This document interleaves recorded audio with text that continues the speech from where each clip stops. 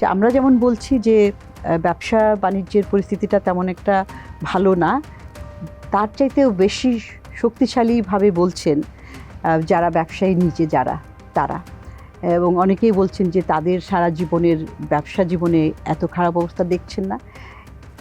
ব্যবসা এবং বিনিয়োগ দুটোই এটার জন্য একটা পরিবেশ দরকার পড়ে। পরিবেশটা হচ্ছে যে একটা স্থিতিশীল পরিবেশ, কিন্তু স্থিতিশীল পরিবেশ মানে আবার একটা ভুল বোঝার কোনো কারণ নাই যে আমরা গত 15 বছরে যেই ধরনের স্থিতিশীলতা দেখেছি সেটা না। ওই সময়ও কিন্তু বিনিয়োগ বাড়েনি।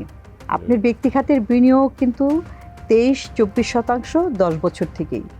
তো তখনও তো একটা সরকারি ছিল, তারপরে তখন কিন্তু আপনার সুদের হারও কম ছিল, তাই না?